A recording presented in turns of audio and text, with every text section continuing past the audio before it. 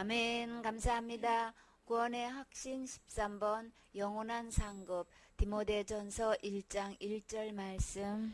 우리 구주 하나님과 우리 소망이신 그리스도 예수의 명령을 따라 그리스도 예수의 사도된 바울은 믿음 안에서 참아들 된 디모데에게 편지하노니, 하나님 아버지와 그리스도 예수 우리 주께로부터 은혜와 긍휼과 평강이 내게 있을지어다.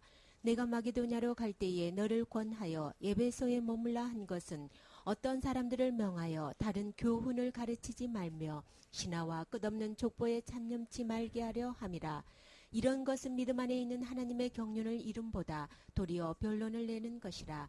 경계의 목적은 청결한 마음과 선한 양심과 거짓없는 믿음으로 나는 사랑이거늘, 사람들이 이에서 벗어나 헛된 말에 빠져 율법의 선생이 되려 하나 자기의 말하는 것이나 자기의 확증하는 것도 깨닫지 못하는도다. 그러나 사람이 율법을 법 있게 쓰면 율법은 선한 것인 줄 우리는 아노라. 아멘. 바울이 이제 구주 하나님과 소망이신 그리스도의 명령을 따라서 사도가 되었다고 고백했지요. 이렇게 해서 지난 시간에 어떻게 해서 바울이 이렇게 사도가 된 것에 대해서 우리 다메섹 도상에서 가는 도중에 주님을 만나서 변화된 모습을 잠시 보았지요. 바울은 한 번도 이방인에 가서 이렇게 사도가 된다는 생각을 한 적이 없는데 주님께서 택한 그릇이라고 하시면서 이제 그를 불러다가 복음을 듣게 만드시고 안수해서 또 눈을 치료해 주셨지요. 이렇게 해서 주님께서 그를 향한 계획의 뜻을 이제 말씀해 주셨는데, 그때 일을 상기하면서 이렇게 디모데에게 내가 그렇게 주님의 명령을 따라서 사도가 된 나 바울인데, 근데 그 같은 믿음 안에서 디모데를 뭐라고 표현했나요? 참 아들 된 디모데에게 편지한다라고 했어요. 우리가 많은 육신적인 아들이 있는데 주님은 또 참 아들이 있다고 이렇게 아들도 두 가지 표현을 하고 있죠. 우리는 다 이렇게 참 아들이 되어야 되는데, 그러면 우리가 참 아들 되기 위해서는 어떻게 할 때 참 아들 될 수 있다고 했어요? 우리가 같은 믿음일 때에 우리 참 아들이 될 수 있는 거죠. 이 똑같은 장면이 디도서 1장 4절에 누구한테 한 편지 내용에 디도한테 한 편지 내용에도 있죠. 같은 믿음을 따라 된 나의 참 아들 디도에게 편지하노니, 이게 너무나 중요한 거예요. 이 디모데에게 축복했던 첫 인사와 이 디도에게 했던 인사 중에서 이렇게 믿음 안에서 참 아들 된 디모데다, 같은 믿음을 따라 된 나의 참 아들 디도다, 이렇게 표현을 하고 있어요. 그러니까 무엇보다도 우리는 믿음 안에서 하나가 되려는 거죠. 같은 믿음이 너무나 중요한 거예요. 왜 이 같은 믿음을 이렇게 강조하고 있는 걸까요?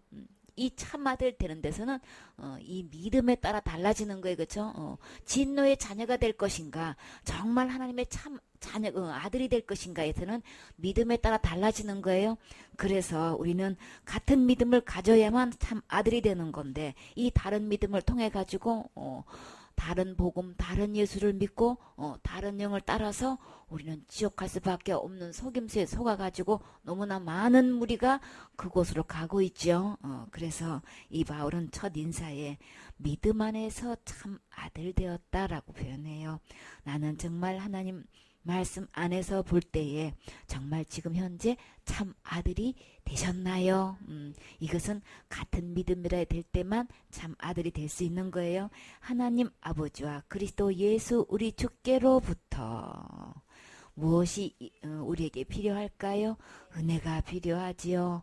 우리가 영원히 구원받을 때도 에베소 2장 8절에 너희가 그 은혜를 인하여 믿음으로 말미암아 구원을 얻었나니, 우리가 죄로부터의 이 구원, 지옥으로부터의 이 구원, 이것은 오직 은혜로 되는 거죠. 이것이 너에게서 난 것이 아니고 하나님의 선물이라고 했는데, 우리가 영혼의 구원을 받을 때도 주님의 은혜가 필요하고, 또 이렇게 디모데가 에베소 교회를 맡아서 사역할 때도 무엇이 필요해요?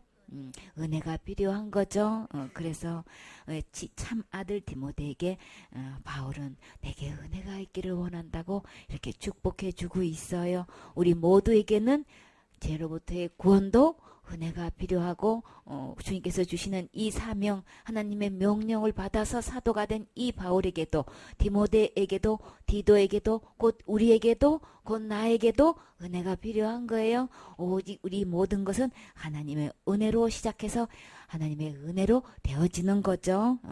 은혜와 긍휼과 평강이 내게 있을지어다. 우리에게 반드시 이 긍휼이 필요한 것, 긍휼을 행하지 아니하는 지게는 긍휼 없는 심판이 있지만 이 긍휼은 야고보서 2장 13절에는 어떤 일이 있다고 했어요? 심판을 이기고 자랑할 수 있다고 하셨죠. 우리가 곧 죄로 인해서 죽고 난 다음에 심판받게 되는데 그 심판을 이길 수 있고 심판받지 않는다고 자랑할 수 있는 것은 오직 긍휼뿐인 거예요. 그렇죠? 우리에게 이 죄로부터 구원, 심판으로부터 건짐 받을 수 있는, 이길 수 있는 것은 오직 주님의 긍휼로만 될 수 있는 거죠. 우리가 사역하다 보면 우리가 성품적으로 온전치 못하잖아요. 그렇죠? 모든 성품이 다 각자 타고나는 게 있어서 이런 부분에는 강해도 이런 부분에 너무 약해가지고 참 어려움을 겪고 있을 때가 있고 하다 보면 실수할 때가 있고 또 잘못할 때가 있는데 이런저런 일대로 우리 고지고대로 다 따진다면 우리가 사명을 감당하기가 어렵지요. 오직 주님의 부르심을 받아서 이 사명을 감당하고 있지만 우리에게는 진짜 긍휼이 필요해요. 그렇죠?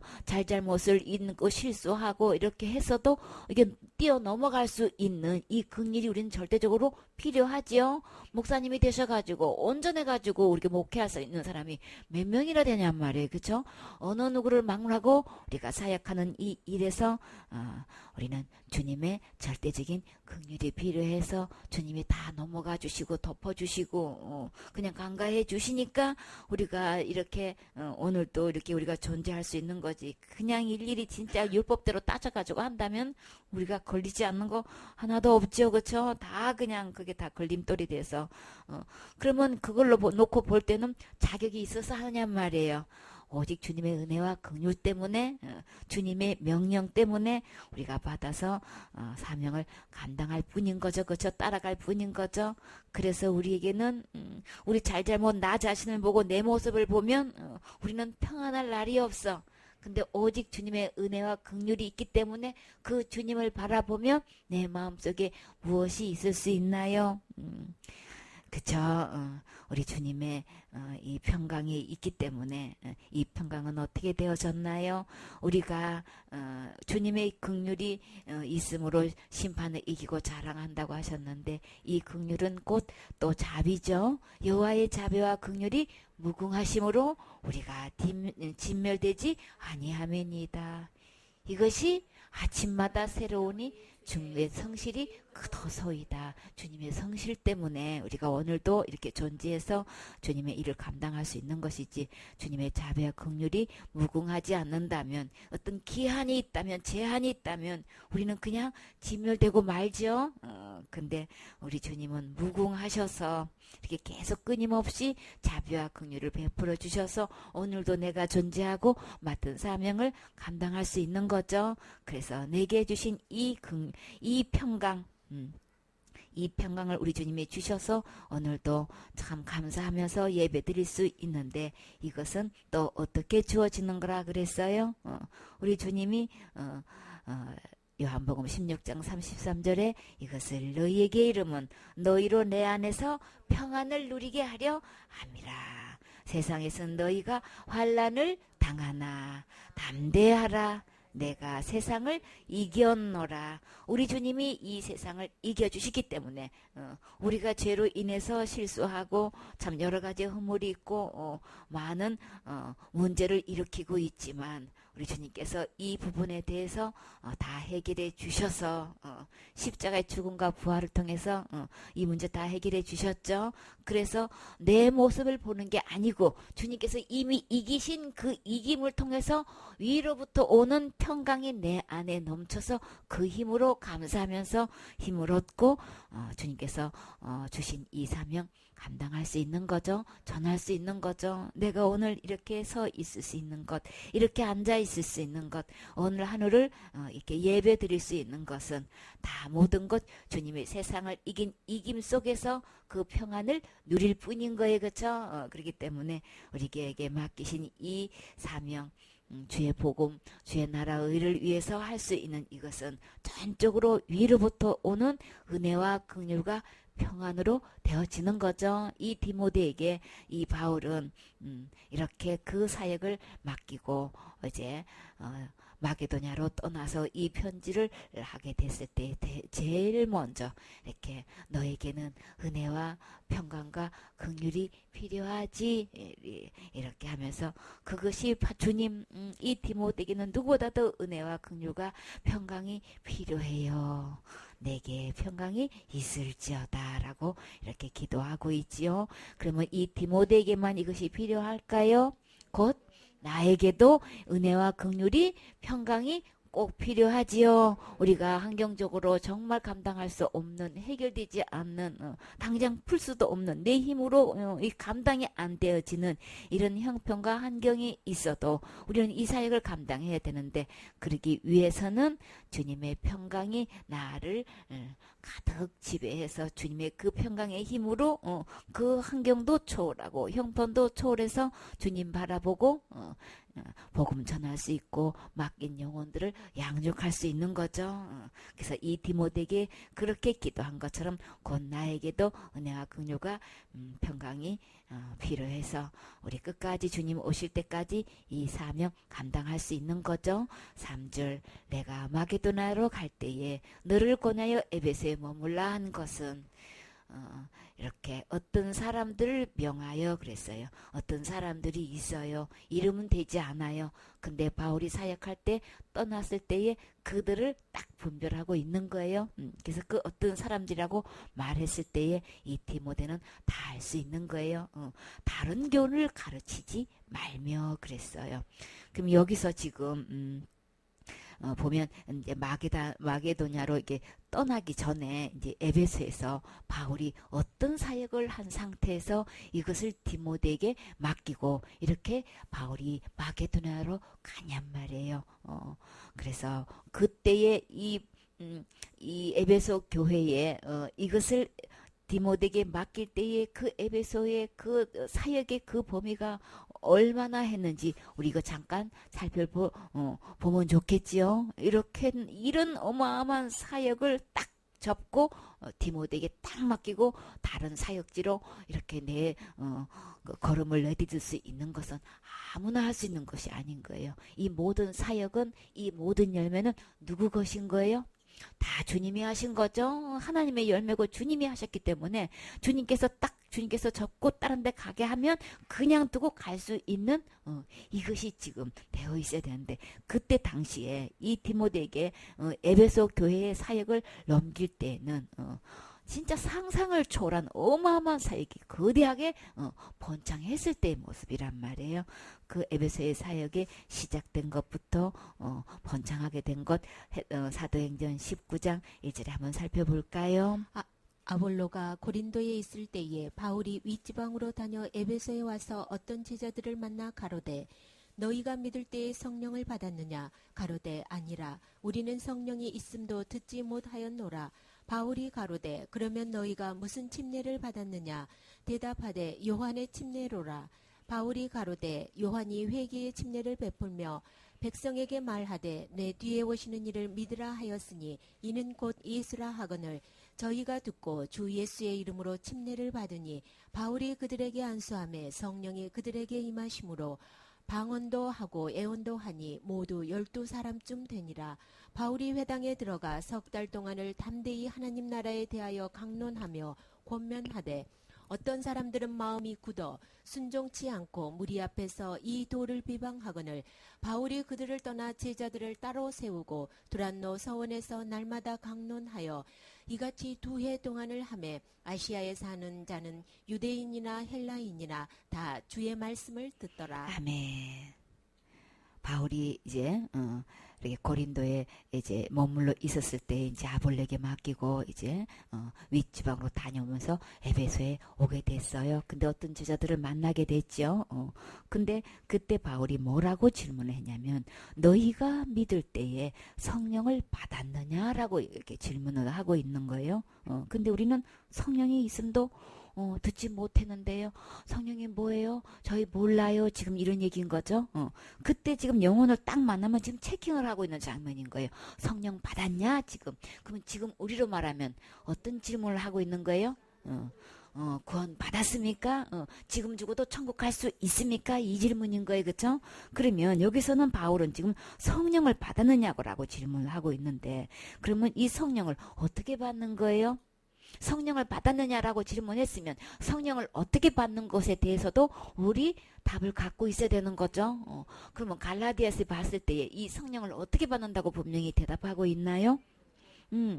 갈라디아 교인들에게 이들이 갈라디아 3장 1절에 어리석도다 갈라디아 사람들아 예수 그리스도께서 십자가에 못 박힌 것이 너희 눈앞에 밝히 보이거늘 누가 너희를 깨드냐. 예수님의 십자가의 죽음이 못 박혀졌다는 것은 죽음을 이야기하는 거죠. 예수 그리스도께서 십자가에 못 박히신 것이 너희 눈앞에 안 보이냐 지금. 근데 누가 이렇게 속여가지고 이렇게 깰 때 이렇게 어떻게 넘어가고 있는 거야. 어떻게 분별을 못하고 이렇게 거기에 흔들리고 있는 거야. 그리고 지금 아주 그냥 아주 바울이 아주 단단히 지금 화가 나가지고 아주 그냥 막 굉장히 지금 호통치는 장면인 거예요. 그러면서 내가 너희에게 다만 이것을 알려 하노니 모든 이렇게 혼미케 하는 영이 들어와가지고 혼란스럽게 했을 때 바울이 이것을 딱 관리할 수 있는 이 첩경이 뭐냐고요. 핵심을 딱 뚫고 지금 딱 바로 잡을 수 있는 것 뭐를 지금 다루고 있는 거예요. 이런 문제 저런 문제 막 많이 분산되어 있는 모든 얘기 속에서 얼마나 어순순하고 어지럽게 하겠냐 말이 그렇죠? 수없는 말을 많이 이렇게 버텨낼 때 여기서 딱 캐치해가지고 이거 딱 관리할 수 있는 것 모든 것을 딱 한마디로 딱 제어해가지고 이거 딱 관리해 줄 수 있는 것은 뭘로 지금 잡고 있는 거예요? 지금 믿음을 갖고 다루는 거예요. 다만 내가 이거를 알려 하노니 다만 이게 뭐냐고요. 뭐만 다루면 모든 것이 다뤄지는 거예요 지금. 내가 너에게 다만 이것을 알려 하노니 너희가 성령을 받은 것은 율법의 행위로냐 듣고 믿음으로냐. 지금 이걸 딱 구분하는 거예요. 행위냐 믿음이냐. 내가 믿음을 지금 체킹하는 거죠. 믿음으로 너희가 성령 받을 때 그러면 율법 지켜가지고 열심히 행해가지고 성령 받은 거야?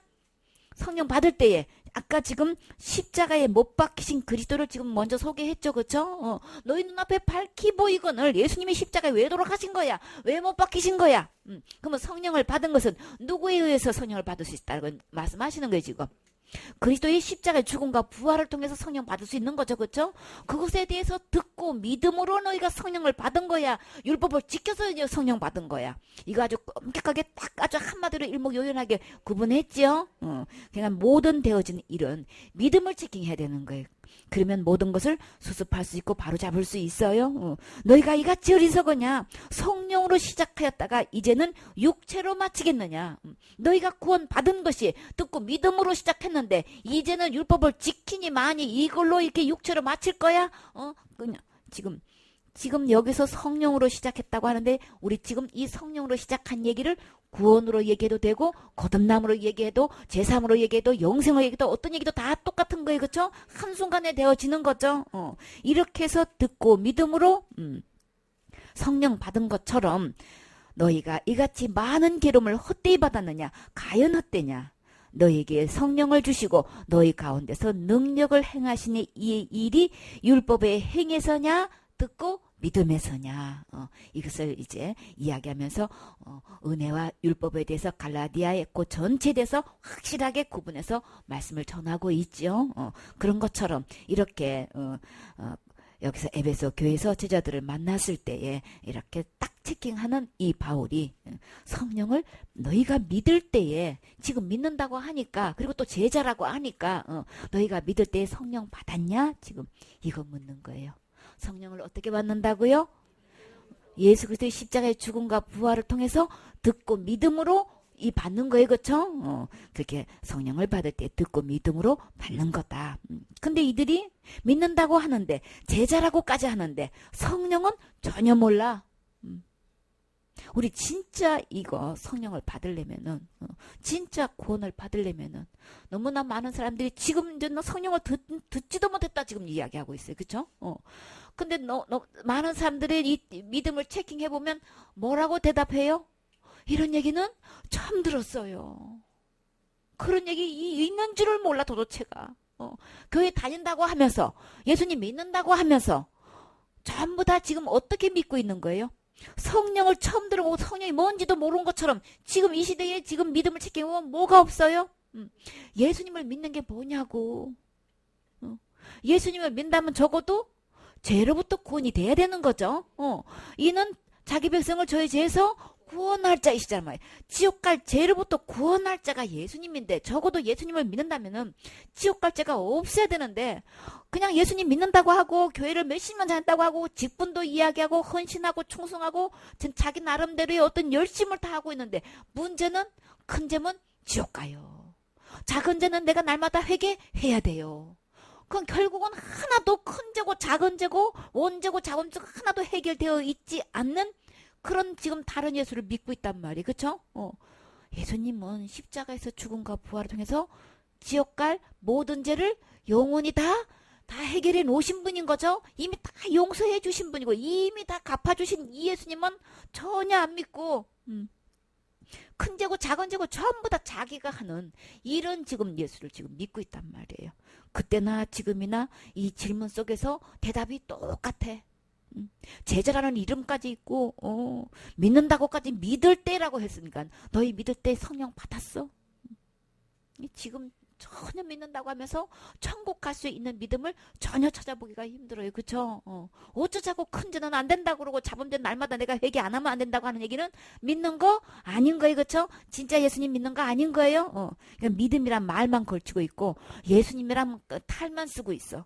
말로만 탈이야. 속에는 죄 문제가 하나도 해결되어 있지 않은 이 예수를 믿고 있단 말이에요. 그래서 그 예수를 우리 주님은 다른 예수라고 표현하셨지요. 이렇게 해서 바울이 19장 3절에 바울이 가로되 그러면 너희가 무슨 침례를 받았느냐 대답하되 요한의 침례로라. 그래서 바울이 이 요한의 침례를 한마디로 뭐라고 일목요연하게 했나요?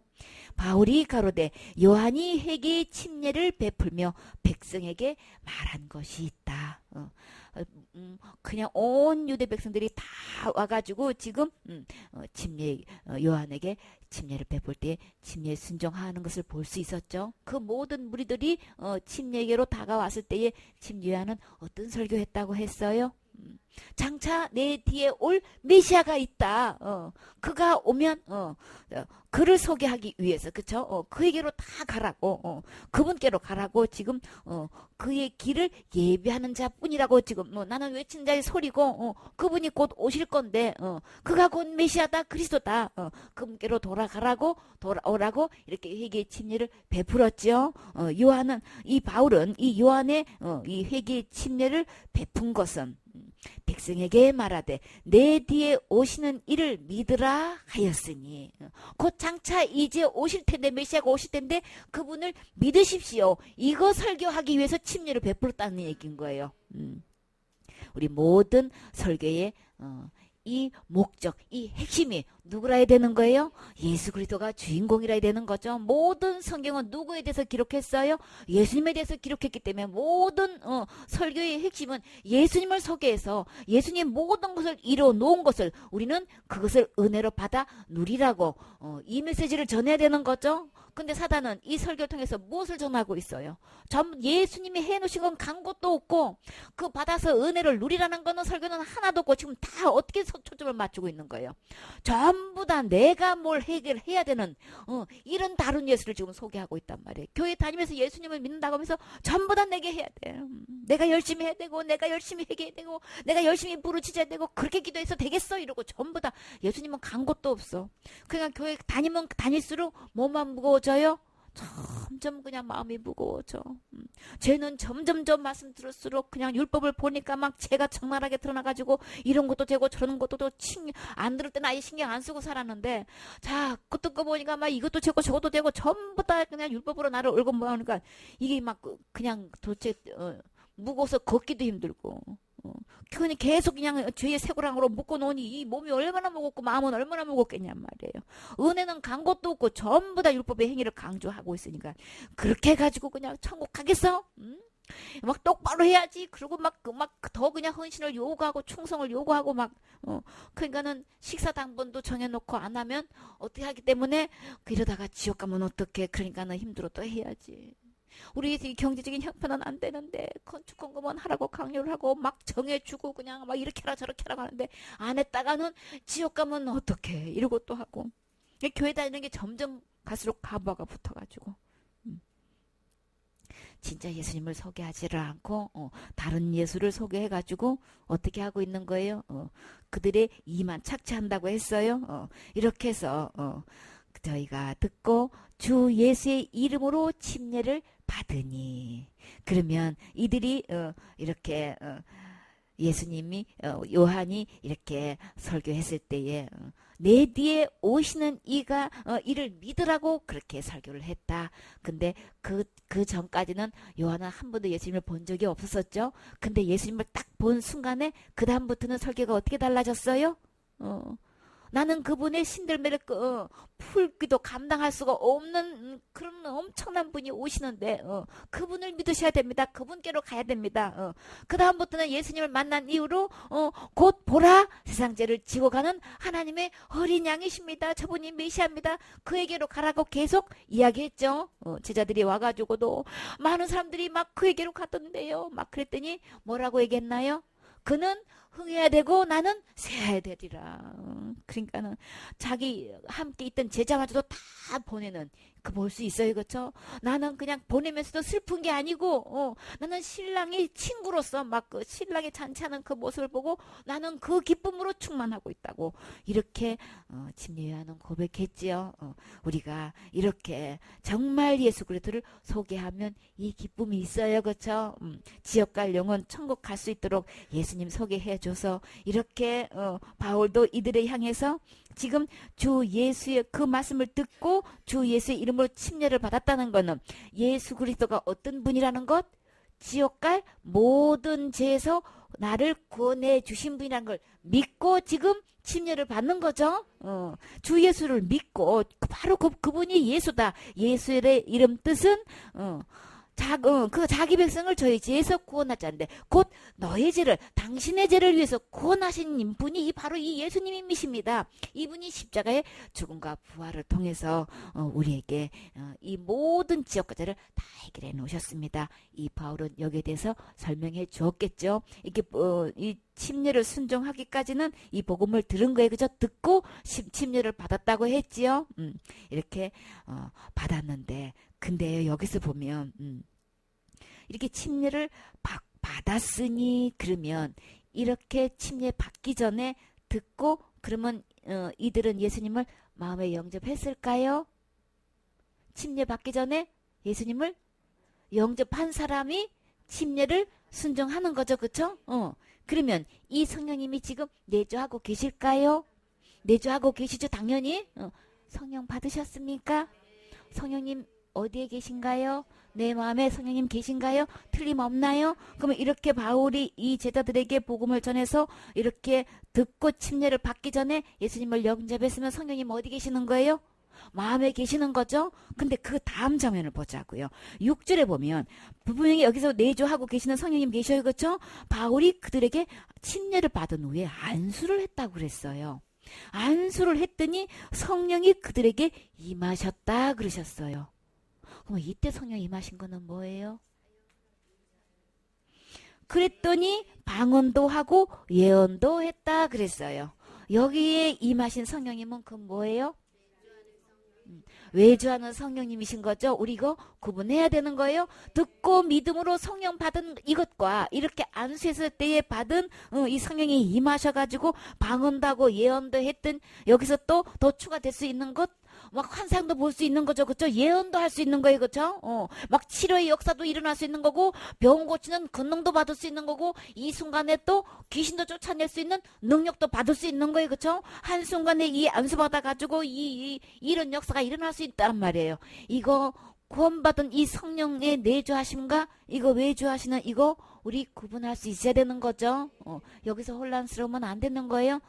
이렇게 이미 침례 받기 전에 듣고 믿어서 침례 받은 이후에 안수했을 때 이 성령이 임하셔가지고 이렇게 막 놀라운 방언의 역사가 예언의 역사가 있게 된 거예요. 이 제자들이 몇 명 있다고 했었나요? 한두 명이 아니고 12명이나 된 거예요. 이 12명이 나름대로의 요한이 베푼 회개 침례를 받고 이렇게 참 그 메시아가 올 때를 기다리고 있는데 성령을 받은 적이 없는 거예요. 그래서 우리는 믿음의 단계에서 믿음을 체킹해보고 정말 그 영혼이 지옥 갈 죄로부터 구원받았는지 우리가 확실히 체킹하고 바르게 복음 전해줘야 되는 거죠. 이렇게 해서 여기서는 성령으로 표현하시는데 우리가 구원으로 표현하고 거듭남으로 표현하고 죄사함으로 표현한다면 영생 얻는 걸로 표현한다면 하나님의 자녀 되는 걸로 표현한다면 이거 똑같이 주 예수 그리스도의 십자가의 죽음과 부활을 통한 그 말씀을 듣고 믿을 때 내 안에 이것이 은혜로 이루어지는 거죠. 우리 주님은 에베소 2장 8절 9절에 그것을 뭐라고 하셨어요? 하나님의 선물이라고 하셨어요. 이 모든 성령님을 받는 것은 주님의 선물인 거죠. 구원도 하나님의 선물인 거고 영생도 하나님의 선물로 받게 되는 거죠. 이렇게 해서 안수를 받고 이렇게 성령님이 임하셔가지고 방언도 하고 예언도 하고 이런 식구가 12명이 되어가지고 이제 바울이 이게 해당에 들어가가지고 석 달 동안을 담대히 복음을 전한 거예요. 하나님의 나라에 대하여 강론을 하며 권면을 했다 그랬어요. 그러면 하나님의 나라에 대한 거는 그냥 멋지게 소개만 하고 말았을까요? 곧 듣는 자로 하여금 어디에 갈 수 있도록 어느 누구 망각 다 하늘나라 들어갈 수 있도록 이 복음 전했겠지요. 권면했겠지요. 이렇게 3개월 동안 열심히 복음을 전했는데 여기서 반드시 이 복음을 전하면 몇 가지 현상이 일어난다고 했어요. 2가지 현상이 일어나는 거죠. 그것을 아멘으로 받아들인 사람이 있는가 하면 거기에 대해서 대적하고 돌 던진 사람이 반드시 나오게 되어 있는 거예요. 그랬더니 어떤 사람들은 마음이 굳어 순종치 않고 무리 앞에서 이 돌을 비방하거늘. 그랬더니 바울은 그 다음부터 어떻게 했어요? 바울이 그들을 떠나 제자들을 따로 세우고 이제 이 두 파가 딱 갈라지면 복음을 전하다 보면 이렇게 받아들이는 사람이 있는가 하면 받아들이지 않는 사람이 있어요. 이럴 때는 계속 할 수가 없는 거예요. 그렇죠? 그때는 어떻게 되나요? 분리해야 되는 거예요. 딱 분리해가지고 따로 세워서 두란노 서원에서 날마다 이들을 강론했다 그랬어요. 날마다 양육한 거죠. 이렇게 여기서 두란노 서원은 그때로 말하면 지금으로 말하면 그냥 우리 도서관인 거예요. 그렇죠? 이 도서관에 셀수스 도서관이라고도 이렇게 전해지는데 하여튼 이 도서관에 이 서원에 이제 많은 책자도 구비되어서 거기에 대한 책자도 보지만 또 이렇게 철학자들이 그때 또 모여가지고 강의도 하고 했더니 이게 강의실이 이제 아주 큰 강의실이 이제 있었나 봐요. 이렇게 해서 거기서 이제 강의도 하게 되고 거기서 이제 날마다 이제 이렇게 양육을 하게 되는 거예요. 이 에베소에 보면은 이 두란노 서원도 유명하지만 원형극장도 아주 유명한데 여기서 이제 지금도 이 에베소의 이제 유적지를 보면은 그 원형 경기장 이제 그 저기 극장에 있는데 아주 깊이 아주 굉장히 깊어요. 이렇게 있다면 이렇게 타원형으로 이렇게 둥글게 되어 있어가지고 요 뺑 둘러가면서 이제 계단이 쫙 앉아 있는 계단이 있는데 그때는 마이크 시설이 없었잖아요. 근데 그 밑에서 서로 육성으로 이렇게 주고받으면서 연극을 하는데 그게 그 소리가 높이 있는 좌석까지 그 소리가 다 들릴 수 있도록 이 특이한 이게 이 시설이 되어 있는 거예요. 참 그 공급이 정말 지혜로운 거죠. 그래서 원형 극장도 여기서 이제 있게 되는데 하여튼 이제 그 유적지에 가면은 지금도 그런 이제 의자가 그대로 이제 사진에 올려져 있어요. 이제 성지순례 가면은 우리 여기도 이제 보면 좋겠지요, 그렇죠? 이렇게 해서 이 두란노소원에서 날마다 이렇게 모이게 됐어요. 근데 여기서 보면 이같이 2해 동안을 하네. 밤낮으로 지금 양육을 2년 동안을 했어요. 여러분은 몇 년 동안 받으셨나요? 3년 반이나 넘었어요. 그러면 이보다도 역사가 깊으신 선배시네. 아, 이 장면 얼마나 이 장면이 부럽던지. 2년 동안 이렇게 받는 양육받고 있는 이들은 진짜 얼마나 행복할까. 이게 그냥 진짜 눈물 나도록 이게 부러웠는데 주님 그 일을 하게 해 주셨어요. 그쵸? 이렇게 해서 2년 동안 이 사역을 했는데요. 참 놀란 거는요. 이 에베소 교회에서 2년 동안 이 사역할 때에 주님께서 어떻게 역사하셨어요? 아시아에 사는 자는 유대인이나 헬라인이나 다 주의 말씀을 듣더라. 아니 에베소 교회에서 이렇게 이 두란노 소원에서 2년 동안 이렇게 사역을 하는데 어떻게 에베소의 그 에베소 지역만 있는 게 아니고 아시아에 사는 모든 전 지역에 그 어마어마한 넓은 그 지역에 유대인이든 헬라든 이것을 다 들을 수 있게끔 됐다는 거예요. 주의 말씀을 다 듣더라. 그러면 이 사역이 얼마나 큰 거예요? 예, 막 어마어마한 거죠. 그쵸? 상상도 못할 이 사역인 거예요. 그쵸? 근데 이것을 딱 접고 바울은 마게도냐로 딱 떠날 수 있었던 거예요. 예, 이거 지금으로 말하면 이거 이렇게 할 수 있을까요? 쉽지 않지요. 근데 이 어마어마한 이 사역을 지금 누구한테 지금 맡기는 거예요? 지금 디모데한테 딱 맡기고 지금 가는 거예요, 지금. 딱 가면서 그 많은 숫자 속에서 누가 있다는 거예요. 이 다른 교훈을 하고, 그저 그냥 족본이 그냥 신한이 여기에 그냥 집착을 해가지고, 그냥 그 일에 빠져가지고 있는 사람들이 있으니까 이들에게 명령해가지고, 이들을 바로 잡으라고 지금, 그거 지금, 당부하고 있는 거예요. 바울이 이 사역을 할 때에, 보면은, 하나님께서 바울의 손을 통해서 희한한 능력을 행하셨다 그랬었어요. 심지어 어떤 능력까지 했냐면 바울의 몸에 손수건을 소지하고 있는데 이 손수건이나 앞치마를 가져다가 바울이 왜 앞치마를 하고 있었을까? 식사할 때 이렇게 앞치마를 이렇게 두르고 식사를 했나? 설거지 할 일은 없을 거고 하여간 앞치마를 했대. 요리를 했었나? 하여간 바울이 앞치마도 있었고 손수건을 갖고 있는데 그러니까 바울의 이제 몸에 있었던 거 이제 그러니까 몸에서 손수건이나 앞치마를 가졌다가 했기 때문에 그 병든 사람에게 이거를 그냥 얹기만 하면 병도 떠나가고 악기도 떠나가는 이런 아주 그냥 희한한 아주 주님의 능력을 이렇게 행하게 하셨단 말이에요. 참 이렇게 왜 이렇게 했을까요? 이 에베소는 어떤 신전이 있어요? 아데미 신전이 있잖아요. 이거 막 본산지가 막 여신이 있는 곳이라 하나님의 이 희한한 능력을 통해서 그들의 신이 할 수 없는 것을 하나님이 하신다는 것을 보여주면서 이 여호와 하나님이 참 신이라는 것을 보여주는 거죠. 그래서 그 아들 예수 그리스도가 오셔서 우리의 지옥과 모든 죄를 다 해결하신 분이라는 것을 복음을 설명하기 위해서 이 모든 능력이 행해지는 거예요. 그렇죠? 근데 사단은 이것으로 지금은 어떻게 하고 있어요? 복음은 간 것도 없고 그저 모든 사역자들이 뭐에 매달려 있어요. 이런 능력을 받아서 사역하면 얼마나 많은 사람들이 모일까 그냥. 그래서 우리 교회가 얼마나 많은 식구가 늘어날까 그냥 확장될까 여기에 그냥 이렇게 사단은 또 이렇게 잘못되게 지금 흘러가게 하고 있단 말이에요. 모든 능력도 아무리 희한한 능력도 어디에 초점을 맞춰야 되는 거예요? 복음을 전해서 저들의 이름이 생명책 이름이 기록되게 해서 하늘나라 갈 수 있게끔 해야 되는 거죠. 여기에 초점을 맞춰야 되는 거죠.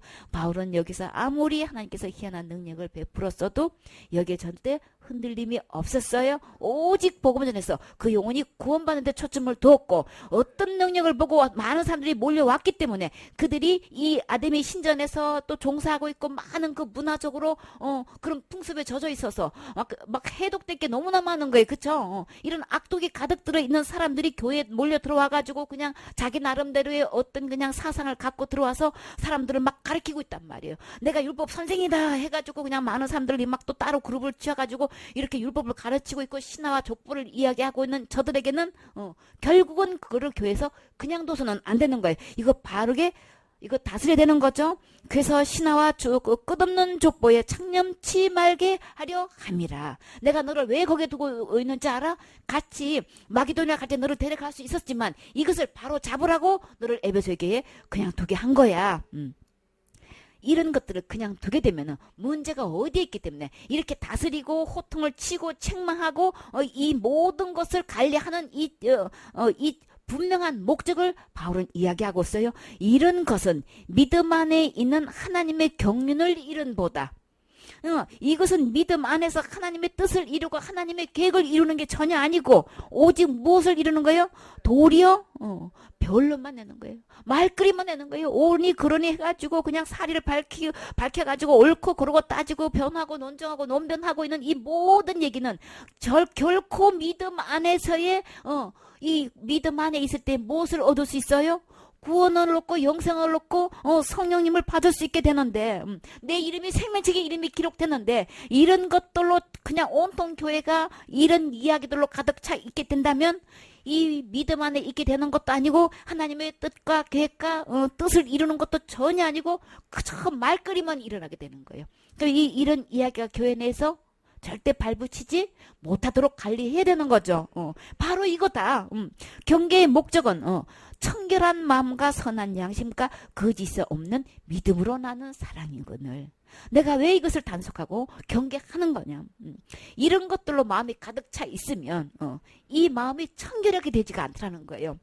이 선한 양심이 되어지지 않는다는 거예요. 이 선한 양심이 악한 양심으로 이 마음이 이 양심이 깨어져 버리면 그 안에 뭘 담을 수가 없어요? 믿음을 담을 수가 없는 거예요. 그렇기 때문에 이 마음이 청결해야 되고 이 양심이 선해야 되만 거짓 없는 믿음이 담길 수 있는 건데 이것이 경계가 되지 않고 온통 이런 다른 교훈과 신화와 족보 얘기로 가득 들어 있으면은 이 마음이 부패되어져 가지고 이게 그냥 완전히 이 믿음이 거짓 믿음으로 바뀌어지게 된단 말이에요. 그렇기 때문에 이거 철저히 경계해야 되는 거죠. 이렇게 해서 내가 청결한 마음이 될 수 있는 것, 더러운 이 마음이 어떻게 해서 청결할 수 있는 거예요? 내가 지금 현재 청결한 마음이 돼야 된다는데 주님은 어떻게 할 때 청결하다고 말씀하셨어요? 사도행전 15장 9절 말씀에 믿음으로 저희 마음을 깨끗이 하셨다라고 하셨죠. 이것은 유대인이나 이방이나 이거 분간치 않는다고 하셨어요. 우리가 오직 이 마음이 어떤 상태에 있길래 우리가 마음이 깨끗하게 되는 거예요. 그 전에는 모든 불의가 가득 들어있다 그랬어요. 거짓되고 만물보다 부패한 것이 우리 마음이 되었는데 이것이 어떻게 깨끗하게 되냐, 어떻게 청결하게 되느냐. 예수 그리스도를 주인 삼을 때 우리는 그 순간에 청결하게 되는 거예요. 거룩하게 되고 의롭게 되는 거죠. 믿음으로 마음을 깨끗이 하는 것이지. 그러면 우리가 이 다른 것들로 자꾸만 듣게 되면 이 마음에 순수한 온전한 믿음이 되지 않고 거짓된 믿음으로 되어 있으면은 영원히 구원받을 수가 없게 되는 거죠. 우리는 이 믿음이 온전한 믿음이 되게끔 해서 오직 예수 그리스도의 십자가의 죽음과 부활을 통한 이 복음만에서의 이걸로만 믿음이 온전해져야 되는데 다른 사상에 들어와가지고 이게 그냥 합작이 되어가지고 뒤섞여져 버리는 날에는 영원히 구원을 못 받게 되는 거죠. 그러니까 이거는 철저히 교회 내에서 이거 경계해야 되는 거죠. 우리가 선한 양심가라고 했어요. 이 선한 양심은 어떻게 되어지는 거예요? 우리 원래는 악한 양심이었어요. 어떻게 악한 양심이었어요? 악한 사단을 주인 삼았기 때문에 우리는 악한 양심이 된 거죠. 그러면 이 악한 양심은 어떻게 깨끗하게 되는 거예요? 선한 양심이 될 수 있는 거예요? 히브리서 10장 22절에 우리가 마음의 뿌림을 받아 양심의 악을 깨닫고 몸을 맑은 물로 씻었으니 참 마음이 됐다 그랬죠. 이 참 마음, 이 깨끗한 선한 양심, 정말 이 깨끗한 마음, 참 마음은 이 악한 양심에 뭐가 뿌려졌기 때문에 예수 그리스도의 보혈이 뿌려지면 예수님의 피가 발라져 있으면 다시 말해서 예수님이 내 안에 주인 되시는 순간에 나는 악한 양심에서 깨끗하게 될 수 있는 거죠. 내 몸도 깨끗하게 되고 내 마음도 참마음이 되고 그리고 우리의 믿음은 온전하게 돼서 하나님께 나아갈 수 있는 거죠. 이렇게 다른 교훈이 들어오다 보면 이 거짓 믿음이 되는데 오직 예수 그리스도를 통한 이 예수님이 내 안에 주인 되면 모든 것이 깨끗하게 될 뿐더러 이 예수님으로만 우리가 하나님께 나아갈 수 있게 되는 거죠. 여기서 내가 또 뭐가 플러스 돼가지고 자꾸 율법을 듣다 보면은 이것도 지켜야 돼, 이것도 지켜야 돼, 이것도 해야 돼. 자꾸만 이렇게 듣다 보면 뭐가 플러스 되는 거예요? 내 믿음 플러스 행위가 플러스 되는 거잖아요. 그죠? 그럼 사단은 자꾸만 옵션을 붙여가지고 이 거짓된 믿음을 만들어 간단 말이에요. 그렇기 때문에 이거 철저히 경계해야 되는 거죠. 이렇게 해서 지금 다른 교훈과 또 신화와 또 족보 얘기를 지금 한마디로 바울은 또 6절에서 뭐라고 표현하고 있어요? 사람들이 이에서 벗어나 헛된 말에 빠져. 이 모든 것은 헛된 말이다는 거예요. 그거 암만 들어봐야, 암만 지켜봐야, 아무리 배워야 영혼이 구원받을 수 없단 말이에요. 그렇기 때문에 그 모든 얘기는 하나같이 다 헛된 말인 거예요. 그렇죠? 그러니까 이런 말이 절대로 교회에서 발붙이지 못하라고 철저히 이거 경계해야 되겠죠. 그래서 율법의 선생이 되려 하나 자기의 말하는 것이나 자기의 확정하는 것도 깨닫지 못하는도다. 율법의 선생이 돼가지고 나한테 배워해가지고 사람들 모아놓고 가르쳐 놓는데 실상은 보면 자기가 뭔 말 하는지도 몰라. 자기가 뭘 확정하는지도 몰라. 자기 나름대로 열심히 그냥 확실히 증명한다고 하는데 지금 자기의 말하는 것이나 자기의 확정하는 것도 깨닫지도 몰라. 지금 이건 누구 모습에 나타나고 있나요? 하나님 앞에서 지금 욥이 고백한 말이 여러분 떠오르지 않나요? 이렇게 사단을 이렇게 속여놓고 있다. 자기 나름대로의 철학 사상을 가지고 막 있는 대로 옳은 걸로 그냥 주장하고 확증하고 있는데 하나도 깨닫지도 못하고 지금 말만 지금 그렇게. 그러면 깨닫지 못한 말을 하고 있는 이 말은 다 무슨 말이에요? 무지한 말인 거야. 알지도 못한 말을 계속 그만 속이고 지금 겉으로는 엄청나게 뭐 굉장히 박식한 것 같고 아는 것 같고 대단히 많이 배운 것 같은데 바울은 이걸 한마디로 딱 깨뜨리고 있어. 자기가 지금 깨닫지도 못한 말 지금 하고 있다. 지금 이렇게 하고 있는 거예요. 그냥 막 허풍만 있는 거예요. 겉모양만 있고 실속은 전혀 없는 거 그냥 우리 분별할 수 있어야 되는 거예요. 그러나 사람이 율법을 법 있게 쓰면 율법은 선한 것인 줄 우리는 아노라. 율법 자체가 문제 있는 건 아닌 거예요. 그렇죠? 율법은 주님 보실 때에 다 거룩하고 계명도 거룩하고 의롭고 선하다고 말씀하셨지요. 이렇게 해서 우리 구약의 창세기 2장 17절에 선악을 알게 하는 나무의 실과는 먹지 말라 그랬어요. 그래서 선악과 나무 앞에 예를 들어서 이렇게 간판을 딱 이렇게 써놨다고 해요. 그래서 팻말을 딱 꽂아가지고 망치로 이제 땅땅 넣어서 딱 세워놨어. 뭐라고 세워놨냐면 이 선악과를 먹으면 정령 죽습니다. 그러니까 따먹지 마세요. 이렇게 적어놨어요. 그러면 그 말 자체가 잘못됐나요? 아닌 거죠. 그렇게 안내해 주는 거는 진짜 고마운 거죠. 그 말 자체는 잘못됐기 전에 아닌 거예요. 그렇죠? 이 선악을 알게 하는 나무는 열매를 먹으면 먹나면 정령 좋습니다. 그냥 따먹지 마세요. 이렇게 해놨단 말이에요. 그 자체는 율법 자체는 나쁜 게 아닌 거예요. 그렇죠? 그렇게 말씀해 주신 자체는 나쁜 게 아닌 거예요. 마을에 저수지가 있어. 거기 앞에 팻말이 붙여 있어. 이 저수지는 수심이 깊습니다. 수영하지 마세요. 그 말 자체가 잘못됐나요? 아닌 거죠. 그럼에도 불구하고 가다가 수영하다가 죽었어. 어떻게 되는 거냐고. 수영하지 말라고 그만큼 얘기했는데. 그런데 그 팻말 자체가 빠져서 죽은 영혼을 살릴 수 있나요? 그거는 아닌 거죠. 율법에서 하지 말라 하란 말이 있어. 근데 했을 경우에 이것을 해결할 수 있는 능력이 있냔 말이에요. 그거는 아닌 거예요. 그래서 율법을 주님은 뭐라고 했어요? 몽학 선생이라 그랬죠. 그런데 선악과 따먹으면 죽는다고 분명히 그렇게도 얘기했건만 선악과 따먹어서 죽었어. 그 대책 우리 스스로 해결할 수 있어요? 아무도 없어요. 그래서 율법은 누가 필요하다고? 그리스도가 필요해요. 메시아가 필요해요. 곧 예수님이 필요해요. 예수님께로 인도하는 몽학 선생이라 그랬죠. 주님은 분명히 출애굽기에 뭐라 그랬어요? 너는 나 외에 다른 신을 내게 있기 말지니 했는데 선악과 따먹은 사건은 지금 뭐 하고 있는 거예요? 제일 일계명을 지금 범한 거예요. 하나님 왜 다른 신을 내게 있게 하지 말진 했는데 왜 사탄 말 듣고 사탄을 주인 삼아가지고 지금 세상의 영을 쫓았다 그랬죠. 하나님 버리고 다른 영을 쫓은 거예요. 그러면 일계명에 다른 신을 내게 있게 한 거잖아요. 그쵸? 그러면 다른 이렇게 이게 십계명에 있는데 십계명 자체가 나쁜 건 아닌 거예요. 잘못된 거 아닌 거예요. 거룩하고 의롭다고 분명히 말씀하셨어요. 그런데 이렇게 다른 신을 내 마음에 두게 했단 말이에요. 그러면 그 다음에 해결 대책이 있더냐 말이에요. 율법으로는 아무것도 없어요. 그쵸? 그냥 정죄밖에 없어. 하지 말라 하라만 말이 있어. 했을 경우에는 너는 저주고 이걸 지키면 축복이라고 이것만 딱 얘기했지. 그 뒤에 대책 해결은 아무것도 없어요. 오직 누구만 예수 그리스도께서 오셔서 십자가의 죽음과 부활을 통해서 이렇게 다른 신을 두지 말라고 했던 이 죄로 인해서 터나가 따먹지 말라고 하는 이 죄로 인해서 우리가 죽음이 찾아왔고 심판받고 지옥 갈 수밖에 없는 이 문제를 누가 해결하셨어요?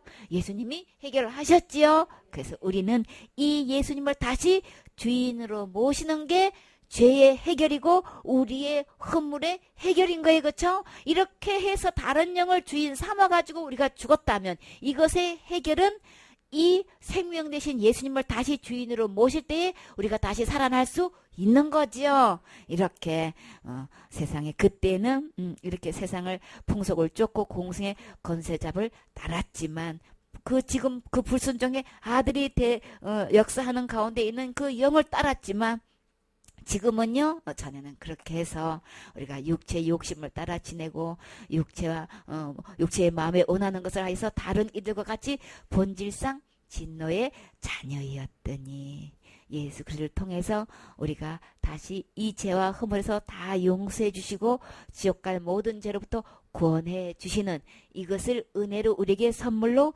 주셨지요. 이렇게 해서 우리는 이제 다시 이 죄와 허물에서 우리가 다시 살릴 수 있는 것, 이 살리는 이 생명은 누가 안에 있어요?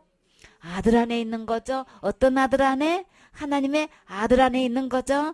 요한일서 5장 12절에 아들이 있는 자에게는 생명이 있고 하나님의 아들이 없는 자에게는 생명이 없느니라. 그래서 이 예수님 안에만 생명이 있기 때문에 생명 대신 예수님을 내 안에 모시는 순간에 나는 다시 살아날 수 있는 거죠. 죄와 허물로 죽었던 내가 살릴 수 있는 것은 예수님 안에서만 살아날 수 있는 거예요. 그렇죠? 이렇게 해서 너희가 갈라디아 3장 26절에 너희가 다 믿음으로 말미암아 그리스도 예수 안에서 하나님의 아들이 되었으니 하나님의 아들이 되셨습니까? 아멘. 예수님 안에서 하나님의 아들이 될 수 있는 거죠. 이렇게 해서 이 아담과 이렇게 하와가 선악과를 따먹은 이유로 제일 먼저 뭘 봤다 그랬어요? 자기의 벗은 것 봤다 그랬죠. 선악과 따먹었는데 벗은 것 해결할 수 있었었나요? 무화과 잎으로 아무리 옷을 삼았지만 치마 삼았지만 우리의 부끄러운 죄와 허물을 가릴 수는 없는 거죠. 이렇게 했는데 이것도 누가 해결해 주셨어요?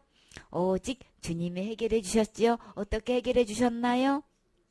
3장 21절에 여호와 하나님이 아담과 그 아내를 위하여 무엇을 지어 입히셨어요? 가죽옷을 지어 입히시니라. 이 가죽옷은 어떻게 해서 얻을 수 있어요? 짐승이 희생될 때만 이 가죽옷을 입을 수 있는 거죠. 이 희생된 짐승은 곧 누굴까요? 6월절 어린 양 예수님이신 거죠. 예수님이 십자가의 죽음과 부활을 통해서 다시금 벗겨진 이 옷 입을 수 있는 거죠. 그러면 이 가죽옷을 입어야 되는데 우리는 그러면 이 가죽옷을 어떻게 입을 수 있어요? 갈라디아 3장 27절에 누구든지 그리스도와 합하여 침례를 받는 자는 그리스도로 옷 입었느니라. 어떤 옷요? 구원의 옷, 의의 옷, 거룩한 옷, 제일 좋은 옷, 그리고요 깨끗한 흰 옷, 천국 잔치에서 입는 예복을 입을 수 있는 거죠. 이것은 예수님 안에 다 있는 거예요. 그렇죠?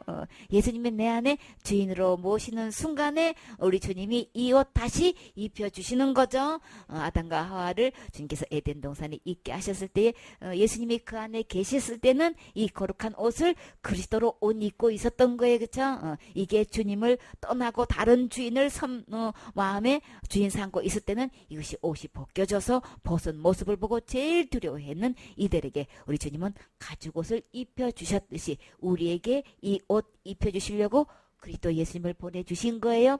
이 예수님을 다시 주인 삼으면 이 가죽옷도 이 거룩한 옷도 고뇌 옷, 의 옷 다 한순간에 입을 수 있는 거죠. 그래서 갈라디아 3장 28절에 너희는 유대인이나 헬라인이나 종이나 자주자나 남자나 여자 없이 다 그리스도 예수 안에서 하나이니라. 예수님 안에서는 하나 될 수 있는 거죠. 너희가 그리스도께 속한 자면 곧 아브라함의 자손이요 약속대로 유업을 이을 자니라. 이렇게 해서 우리는 교회 내에서 이렇게 다른 복음이 들어와서 이렇게 장악할 때 반드시 이것을 경계에서 음이명해가지고 이들이 결코 교회 내에서 이런 얘기 하지 않도록 이거 당부해야 되겠죠. 절대로 이런 다른 교훈을 가르치지 말게 해야 되는 거죠. 단속해야 되겠죠. 왜? 결국은 이들은 믿음을 흐리게 해가지고 이게 믿음을 망가뜨리고 믿음을 파손시킨단 말이에요. 이렇게 하면 영혼들이 그들을 통해 가지고 구원받을 수 없게 되는 거죠. 이미 구원받은 사람도 이런 악영향을 자꾸만 독을 마시게 되면은 믿음이 이게 파손이 돼가지고 그 입으로 나오는 복음이 이게 잘못되기 때문에 그 영혼을 통해서 한 영혼도 구원받게 할 수가 없어요. 그렇죠? 그래서 참된 복음이 교회 내에서 뿌리내려서 이 참된 복음만 이 바른 교훈만 딱 있게 해야지. 그 외에 다른 것은 절대 교회에서 발 붙이지 못하도록 이거 너 잘 단속해야 돼. 이거 지금 어떤 사람들을 명령해라 그랬어요. 이거 단호하게 명령해서 이거 다스릴 수 있어야 되는 거죠. 교회 지도자는, 감독자는, 목사는 이거부터 제일 먼저 다스릴 수 있어야 되는 거예요. 그렇죠? 그러면 먼저 이거 분별할 수 있어야 되는 거죠. 내가 이루어져서 이게 된 사람은 딱 분별하고 이거 딱 관리할 수 있어야 된단 말이에요. 우리 이 모든 사역자들은 여기에 대해서 영을 옳게 분별을 해야 되는 거죠. 해야 부끄럽지 않은 일꾼이고 이렇게 했을 때 교회가 튼튼하게 바르게 세워져서 정말 하나님께서 원하시는 영원히 교회를 통해서 구원받을 수 있는 거죠. 지금 이 일꾼을 주님은 찾고 계셔요. 이렇게 했을 때에 그들로 하여금 어떤 영혼이 들어와도 천국 갈 수 있도록 이 역할을 할 수 있는 이런 참된 교회가 지금 필요하지요. 아멘.